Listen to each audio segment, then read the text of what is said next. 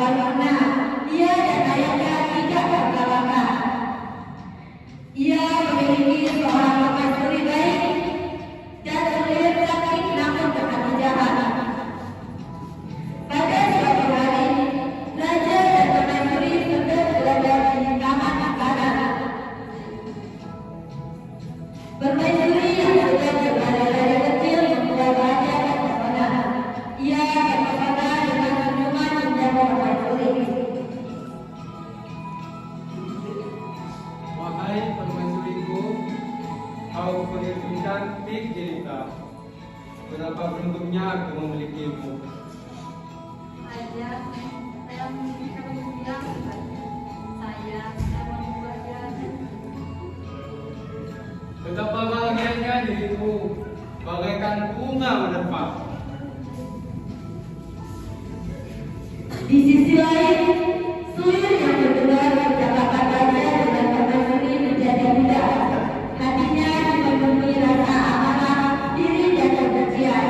Ia berpikir jika permaisuri keluar, maka perhatian raja akan tertuju padanya. Hah? Harusnya aku yang mendapatkan perhatian itu. Aku harus menyingkirkan permaisuri itu agar aku menjadi permaisuri. Oh, aku tahu. Tapi pasti bisa melakukan semua itu.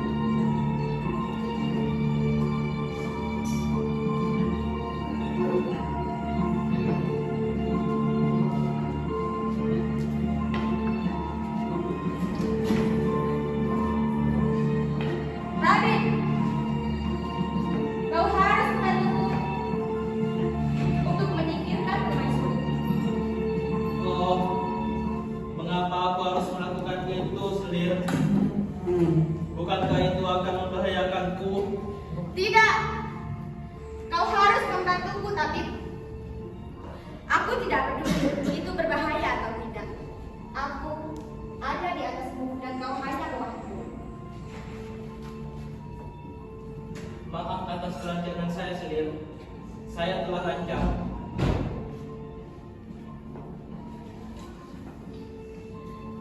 Itu hal yang mudah. Kau hanya perlu mengikuti semua perintah. Jika kau menginginkan itu, imbalan apa yang sepadan untukku, Selir? Tabib, kau hanya perlu mengikuti semua perintah.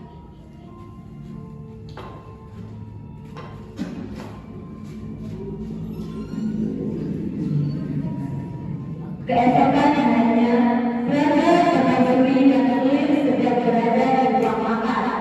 Pada saat itu, Selir mulai menjalankan rencana jalannya. Selir mulai meneguk minuman yang permaisuri berikan. Kemudian dia bergerak-gerak untuk menarik simpanan raja.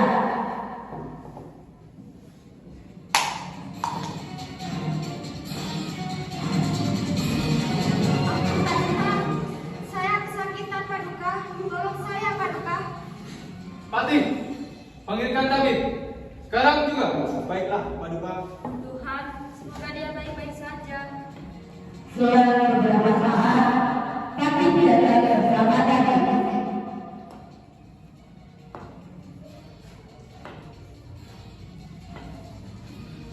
Paduka, tapi telah saya bawa. Hamba menghadap, Paduka. Tak perlu basa-basi. Cepat periksa sendiri. Sekarang juga. Tapi berpura-pura meriksanya sesuai dengan Selir. Ia menjalankan rencananya. Paduka, sesungguhnya Selir sudah diracun. Permaisurilah yang meracuni Selir. Apa? Tidak mungkin, Paduka. Itu adalah fitnah. Saya tidak mungkin melakukan hal itu, Paduka. Raja berpikir sejenak. Ia sebenarnya tidak percaya pada Selir melakukan itu. Tetapi tabib yang melihat tersebut berusaha meyakinkan sang raja. Di lain sisi, permaisuri patut ditakutan karena perkataan tabib. Permaisuri berusaha menyangkal, namun tabib selalu mempunyai rencana licik. Semua bukti mengarah kepadamu, Permaisuri. Raja sedikit bingung. Ia tidak tahu mana pihak yang benar. Namun bukti dari tabib cukup kuat. Setelah berpikir cukup lama, Raja memutuskan untuk percaya kepada tabib dan mengusir Permaisuri. Pati, cepat singkirkan Permaisuri. Bawa dia ke hutan. Jangan sampai dia kembali lagi. Oh tidak, tolong percaya pada saya, Paduka. Pergi kau, dasar penipu.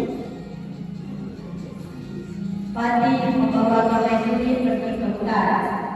Permaisuri terus-terusan memohon agar tidak diusir namun usahanya sia-sia. Setibanya di hutan, Pati mengeluarkan pedangnya untuk membunuh Permaisuri, tetapi ia kemudian terhenti. Maafkan hamba, Permaisuri. Saya tahu Anda tidak bersalah. Maafkan, saya harus meninggalkan Anda sendirian di hutan.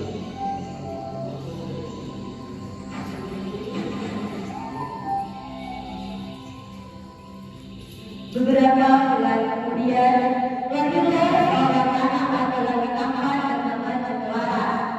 Ia dan ibunya memiliki kehidupan yang damai di hutan. Ia menjadi anak yang cerdas dan baik hati.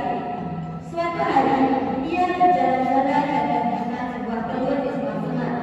Ia pun membawanya pulang ke telur tersebut. Wah, ada telur. Kau harus beritahukan ke ibu. Ibu, ibu. Ya, Lihatlah, aku menemukan sebuah telur, ibu. telur apakah itu? Apakah itu telur ayam? Sepertinya ini telur ayam. Suatu hari nanti, aku akan mengadunya dengan ayam lain. Mendengar itu, Permaisuri kembali mengingat kata raja. Ia menjadi sedih karena kembali mengingatnya. Hatinya terasa sakit mengingat kelakuan raja yang tidak dipercayainya. Melihat ibunya, jelas khawatir. Ibu, ibu kenapa? Tidak apa-apa, ibu hanya melihat ayamku. Ayah, siapakah dia, ibu? Kamu belum waktunya tahu hari itu. Sebulan telah berlalu, telur ayam itu telah tersetak. Sama-sama ayam itu mengatakan hal yang menunjukkan kebenaran.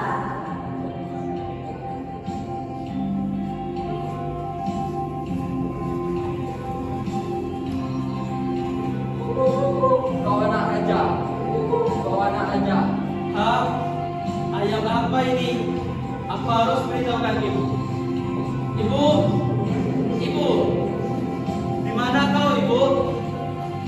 Ya anakku, ada apa? Ayam ini mengatakan aku anak raja, ibu. Permaisuri terkejut, tidak menyadari bahwa Cendrawasih adalah anak seorang raja. Kemudian Permaisuri berpikir saatnya ia menceritakan kebenaran bahwa dulu ia dihina dan diusir dari istana. Ya anakku, kau adalah anak raja. Ibu dipaksa keluar dari kerajaan kami semakin jauh kami.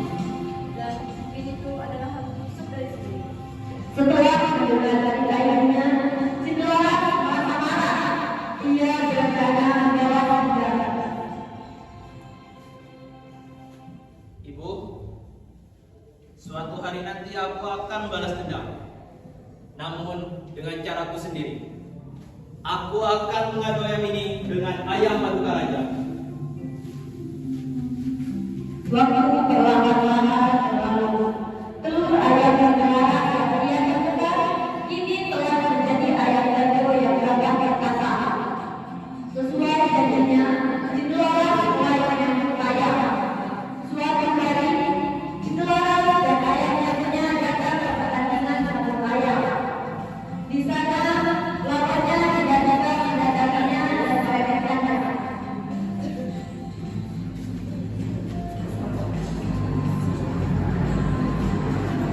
Oh, jadi kau.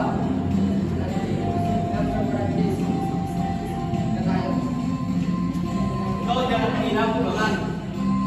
Lihat saja hasilnya nanti. Jika kau kalah, kau jangan menangis. oke, siap. Mari kita mulai.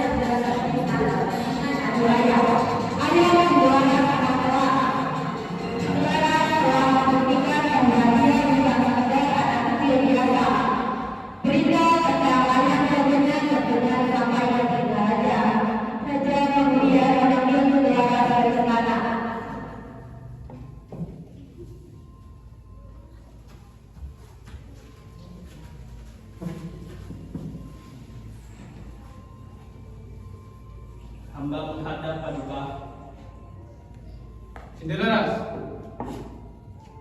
saya menantang air jago yang engkau miliki. Saya sangat bersedia, Paduka. Namun, jika saya menang, kau harus memberikan kekuasaan kerajaan Tinggala ini kepadaku. Baiklah. Akan tetapi, jika ayahmu kalah, maka kau harus memberikannya kepadaku. Apakah kau bersedia?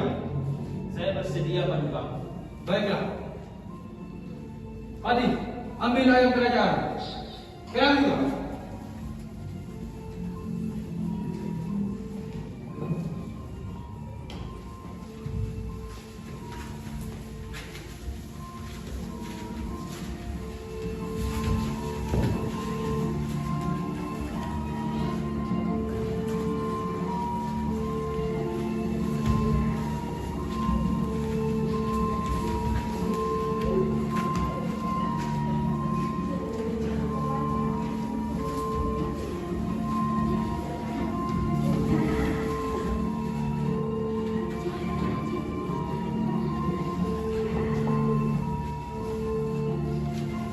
Keesokan harinya, ayam berbenturan berganti dengan ayam yang berbeda. Pertandingan itu berjalan dengan sengit. Akhirnya setelah menjalani pertarungan sengit itu, ayam Cinderella menang. Sesaat setelah kemenangan Cinderella, ayam gajahnya tidak bisa berbicara.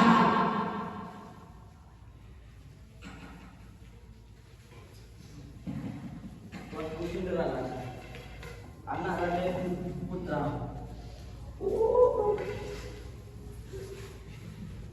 Raja terkejut mendengar hal itu. Ia segera memanggil Cinderella permaisuri, tapi tidak terlihat ke dalam istana.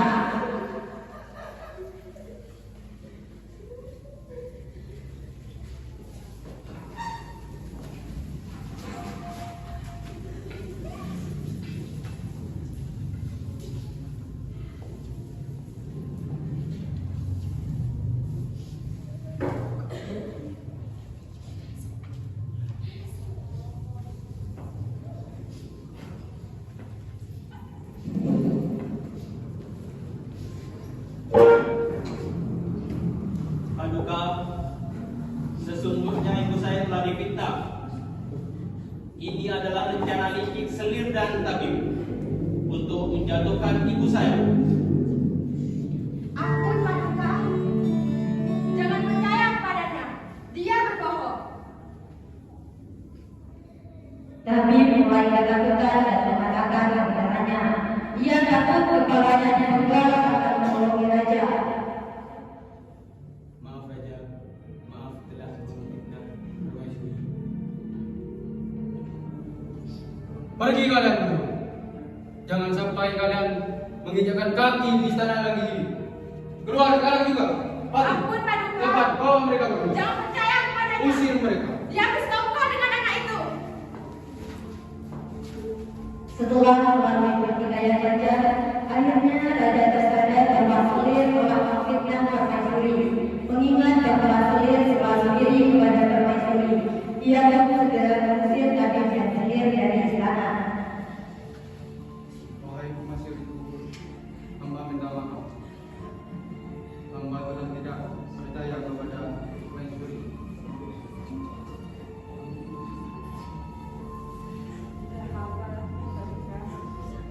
Akhirnya kesalahpahaman antara raja dan permaisuri bisa terselesaikan dengan baik. Raja segera meminta maaf kepada permaisuri. Hahaha, akhirnya aku menjadi kaya. Pada akhirnya, Cinderella mewarisi kerajaan Cinderella dan menjadi putra mahkota. Kerajaan tersebut kembali damai tanpa gangguan Selir maupun Tabib. Itulah kisah Cinderella dan ayam satunya.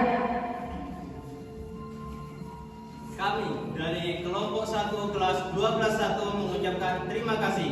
Wassalamualaikum.